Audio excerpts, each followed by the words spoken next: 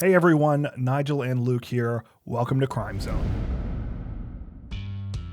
While we most often hear about thefts related to money or other obvious valuables like jewelry or high-end electronics, it's safe to say that anything of value can and will be stolen under the right circumstances. While that usually means opportunistic crimes like petty theft and other items not seriously protected due to their low value, it's certainly not always the case. Like most things, theft does occasionally reward those willing to think outside the box.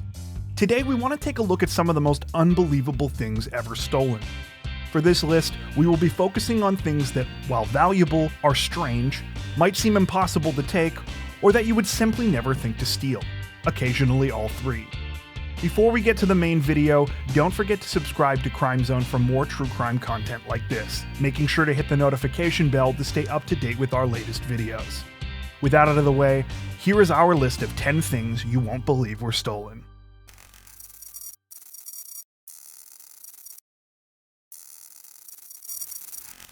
In 2012, a Chilean man was caught transporting thousands of dollars worth of stolen glacier ice. The ice was from the Jorge Montt Glacier in Bernardo O'Higgins National Park, one of the fastest retreating glaciers in the world. Because of the rugged terrain, usually only accessed by boat or helicopter, the man was easy to spot behind the wheel of a large refrigerated truck. The truck contained more than 5 tons of ice from the glacier and was going to be sold to local bars and restaurants in Chile's capital of Santiago. In addition to the theft, authorities considered adding charges under the National Monuments Act for violating the country's heritage.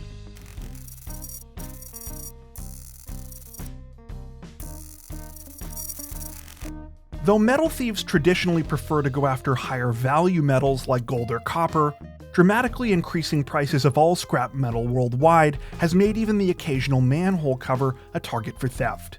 Still, some thieves have set their sights on an even bigger score. Believe it or not, whole bridges have been stolen for the purpose of sale on the illicit scrap metal market, with one case in eastern Russia standing out in particular.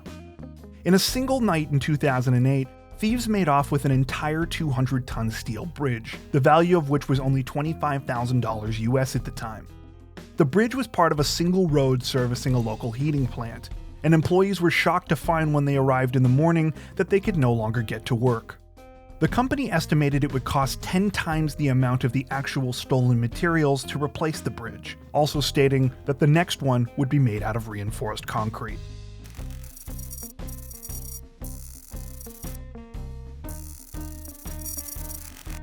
In 2011, NASA confiscated an RL-10 rocket engine that was being illegally sold as part of an online auction. Apparently, this wasn't the first place the seller had tried to unload it either, as it had also appeared on eBay the previous summer. The engine was from a NASA Saturn I rocket from the 1960s, the first liquid-fueled hydrogen engine used by the US, and was valued at over $200,000.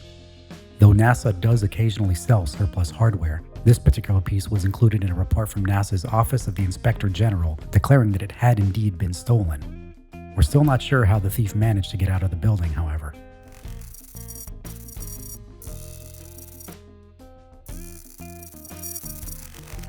The theft of over 3,000 tons of maple syrup from a storage facility in Quebec between 2011 and 2012 earned the informal nickname the Great Canadian Maple Syrup Heist. Though non-Canadians may not be familiar, maple syrup is serious business in Quebec, with the organization of producers called the FPAQ even being likened to a cartel. The heist amounted to almost $19 million of stolen product, the most valuable in Canadian history, and was unsurprisingly an inside job. The operation worked by taking barrels of syrup from the facility where it would be siphoned out and replaced with water. Eventually, the thieves got lazy, however, and began returning empty barrels that were much more easily discovered due to their 600-pound weight difference. 17 people were eventually arrested in connection with the heist in December of 2012.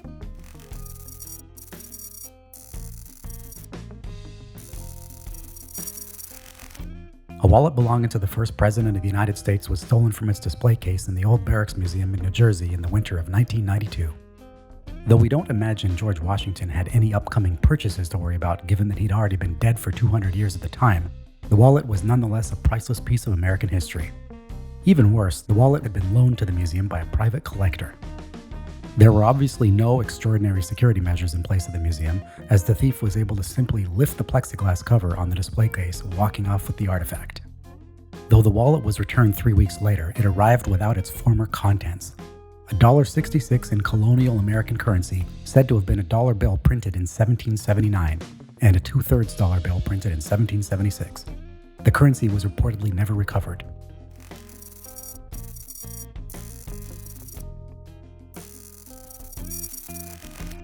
Every rare artifact seems to have its black market, and the world of illegal dinosaur fossils is apparently no exception.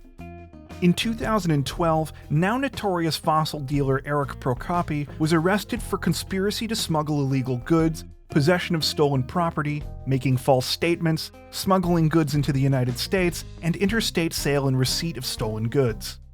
The most severe of these charges related to the import and sale of a species of dinosaur known as the Tyrannosaurus bataar, a variety found in Mongolia where it is a violation of the Constitution to remove dinosaur fossils without government consent. Needless to say, Procopi did not have that consent. Though the Tyrannosaurus was sold at auction in New York for over $1 million, the US government was able to track down the skeleton and return it to Mongolia the following year. In 2014, Procopi ended up spending 3 months in jail as a result of various fossil smuggling crimes, though illicit Mongolian dinosaur fossils would still turn up in the following years. In one high-profile incident in 2015, actor Nicolas Cage ended up returning a skull to Mongolia from the exact same species of dinosaur, a fossil he had reportedly outbid Leonardo DiCaprio for in 2007. Though the skull originated from a gallery that had previously sold fossils smuggled by Procopi, it was never officially confirmed whether Cage's fossil was one of them.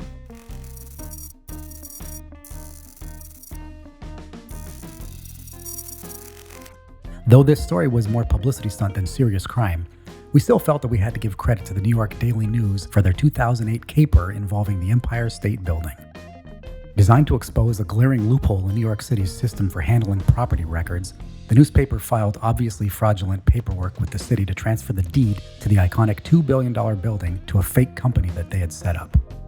The stunt relied on an ill-advised and frankly unbelievable city policy that didn't require clerks to verify the information submitted on this kind of paperwork.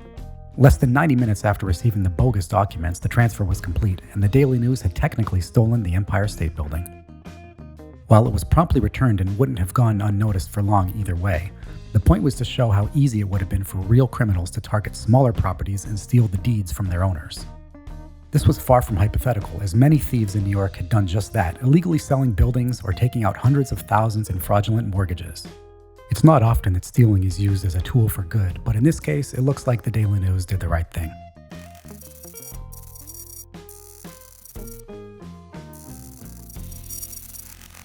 As you might imagine, the story of how the brain of the most famous physicist of the 20th century was stolen to satisfy the curiosity of one man is indeed a strange one. Just several hours after Albert Einstein's death in 1955, pathologist Thomas Stultz Harvey removed and weighed his brain, a decision that immediately put him in shaky ethical territory. Though it is still unclear what Einstein's final wishes actually were for his body, the idea to remove the brain appears to be one Harvey came up with entirely on his own. Despite this, Harvey eventually secured the permission of Einstein's eldest son to temporarily take possession of the brain, with the promise of sending the samples to qualified scientists to conduct research. At the time, it was believed that much could be learned about Einstein's genius simply by looking at his brain. Though Harvey did indeed send out samples to leading specialists, little resulted from their work and interest quickly died down.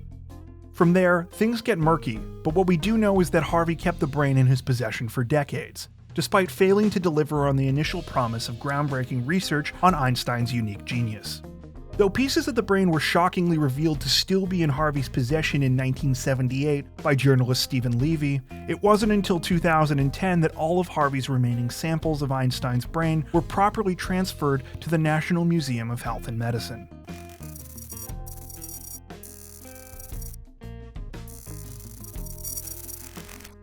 Though it may sound impossible, the world is running out of sand. The most consumed natural resource in the world after air and water, sand is vital to a truly staggering amount of the modern economy. Everything from consumer products to computer chips to the glass and concrete in our buildings. In fact, a growing number of countries are beginning to engage in and accuse one another of what's known as sand theft, or the illegal mining of sand that leads to the depletion of the resource. A less common but still important part of this problem is known as beach theft, which results in the partial or in some cases full disappearance of an entire beach. One notable example of such theft occurred in Trelawney, Jamaica in 2008 at the Coral Spring Beach. Police discovered that upwards of 500 truckloads of sand had been stolen from the beach, resulting in the destruction of almost 400 meters of land, which was suspected to have been sold to rival resorts. A 3-month investigation by police failed to lead to any charges. Beyond the destruction of the beach itself, the thefts led to other problems like soil salination that can destroy crops and ecosystems. Some of the most alarming estimates from environmental scientists predict that if nothing is done about these crimes, it could lead to the disappearance of most of the world's beaches by the end of the century.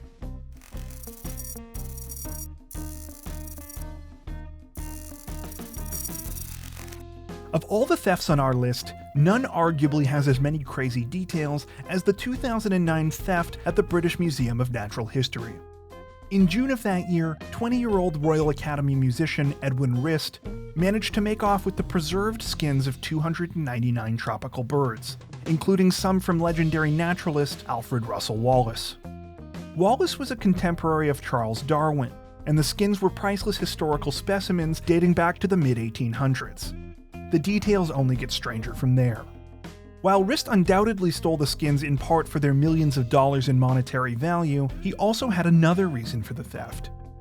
The feathers of tropical birds are highly sought after in the fly fishing community among a niche group of salmon fly tyers who adhere to the methods and materials of Victorian-era fly fishermen. Rist was a fly tying prodigy and had been obsessed with the craft since his early teens. According to reports about the case, he had sold some of the feathers to buy himself a golden flute, but many others he kept for himself and gave to fellow fly tyers. Though Rist was hardly a master criminal and was caught and convicted roughly a year later, he served no jail time, and to this day, much of the priceless haul remains uncovered. That brings us to the end of our list. Had you heard of any of these strange theft cases? Let us know in the comments below. Also, don't forget to subscribe to Crime Zone for more true crime content like this, making sure to hit the notification bell to stay up to date with our latest videos. Thank you for watching.